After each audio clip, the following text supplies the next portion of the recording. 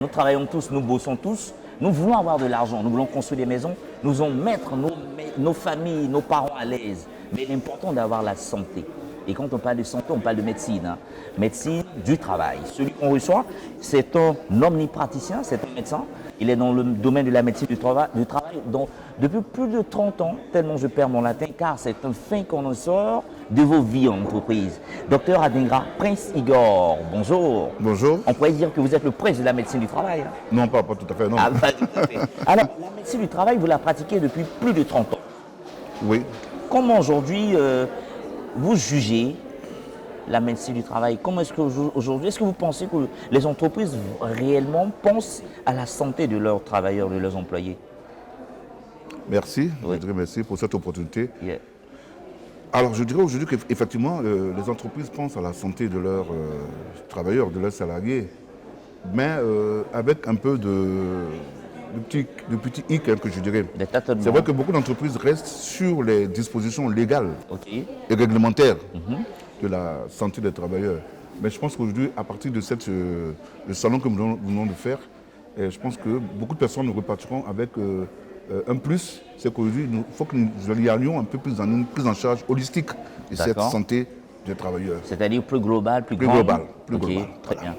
Et quand on parle de plus global, c'est Parce que la santé au travail, elle est surtout dans un cadre réglementaire et légal. Exactement. Il faut, la loi dit. Très bien. Mais en fait aussi, à côté de cela, il y a l'humain qui est à côté. Ouais. Qu'est-ce qu'on fait pour l'humain qui est à côté? C'est ça qu'on À propos d'humain, qu'est-ce que vous pensez qu'on devait faire pour l'humain qui n'est pas fait? Ce qu'on devrait pouvoir comprendre, Ouais. c'est de connaître l'humain. À quel type d'humain on est. Très bien. Voilà. C'est-à-dire qu'aujourd'hui, on devrait essayer de recevoir l'humain, Ok. pas regarder ce qu'il vous dit. Par exemple, aujourd'hui, je suis médecin, je reçois quelqu'un qui veut me voir. Oui, docteur, aujourd'hui, j'ai mal au dos. Ok. Je vais poser des questions, peut-être l'examiner, comprendre un peu son dos, s'il a besoin de demander ses examens. Mais il faudrait que je comprenne un peu le terrain et l'environnement de cette personne. Ok. Cette personne vit dans quel environnement? Sa psychologie. Ok.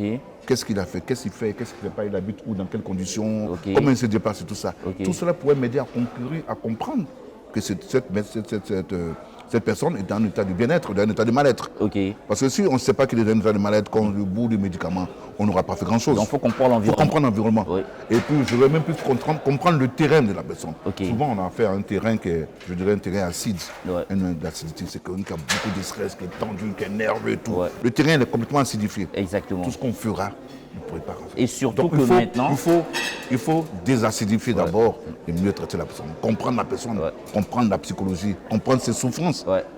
Et maintenant que là qu'on va maintenant dans le monde du travail, là encore la compréhension elle est plus complexe. Elle est plus complexe parce qu'en plus de ce que la personne a de façon, comment je veux dire, des antécédents, ou moins de façon héréditaire, Ok. et les blessures que la personne a eues et tout ça, Ouais.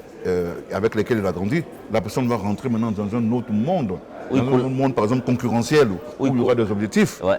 Il faudra tenir compte de Oui, du coup, de son passif, de nouveaux personnages, de nouvelles personnes. tout ça. et puis qu'on tienne compte aussi de son environnement dans lequel on travaille. Exactement.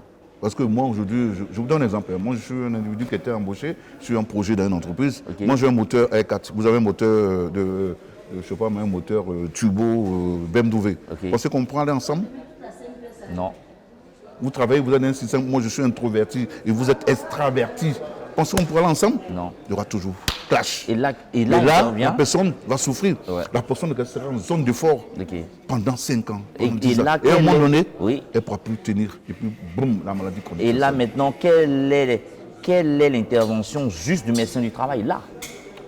D'abord, je veux dire que ça va au-delà même du médecin de travail. Ok. Il faut d'abord identifier même son rythme psychosocial. Ok. Et y aller en amont, rechercher un Ok. peu qu'est-ce qui peut être à l'origine de son trouble Très bien. psychosocial. Très bien. Et puis maintenant, organiser sa prise en charge. Pendant qu'on organise sa prise en charge, on organise aussi son environnement dans lequel il travaille. Exactement. C'est-à-dire, on essaie de regarder un peu les dysfonctionnements par Ok. rapport au poste de travail et tout ça, qui prend, se mettre ensemble pour... C'est ça la prévention primaire, secondaire et tertiaire pour prévenir tous ces risques Et psychosociaux. tout ça, on en parle à la faveur de la première édition du Salon du Capital Humain, Voilà. qui est une initiative qui vient d'être Elle est lancée, louable. qui est Elle est louable. louable. Qu'est-ce que vous en pensez en tant que médecin praticien depuis plus de 30 ans? Je me dis qu'elle est louable, mais maintenant, ce qu'il faudrait derrière comme accompagnement, c'est que arriver à mettre en place vraiment un guide pratique ou bien contenir tout ça d'un programme avec des indicateurs de suivi et évaluation. Parce que quand on suit et évalue un programme comme ça, on sait ce qu'on fait, on le mesure. Et puis on dit, ah oui, ce qu'on fait, ça marche ou bien ça ne marche pas. Malheureusement, aujourd'hui, les gens font beaucoup de choses de façon éparse. Ouais. Les activités ici, on forme, gestion de stress et tout. on n'arrive pas à mesurer parce qu'on est parti d'où pour arriver où. C'est ça qui est fondamental.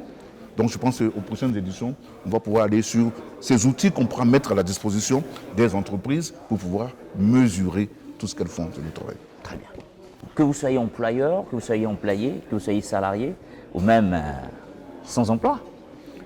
Non, je dirais une profession libérale. Profession libérale. La médecine du travail est capitale. Profession libérale capitale. en artisan. Je suis artisan, je suis tourneur, j'ai ma petite PME, nous sommes 3-4. Oui, On a besoin de savoir cela. exactement. Parce qu'une PME, tant que le chef de la PME disparaît, la PME disparaît aussi. Donc c'est tout ce monde-là qui a besoin d'avoir toutes ces informations. Très bien. Ce n'est pas forcément les entreprises formelles bien organisées, tout. Non, pas du tout. Pas du tout. Et en plus, quand on sait que tout ce monde du travail est entouré de sous-traitants qui font cette microéconomie-là, bien entendu, il faut étendre ce programme. Donc il faut mutualiser ces formations et ces éducations-là. Oui. Pour un meilleur suivi, tout ça pour le bien-être de l'entreprise. Voilà, Docteur Anigra. Et pas pour l'entreprise. Oui. Et pour l'être lui-même, qui est salarié dans l'entreprise. Voilà. Docteur Anigra, Prince Igor, merci d'être venu. Merci. On est content de vous avoir reçu, tout en espérant vous avoir encore pour les prochaines éditions, bénéficier de votre expertise, de vos connaissances et surtout de cette longue expérience dans le domaine de la médecine du travail.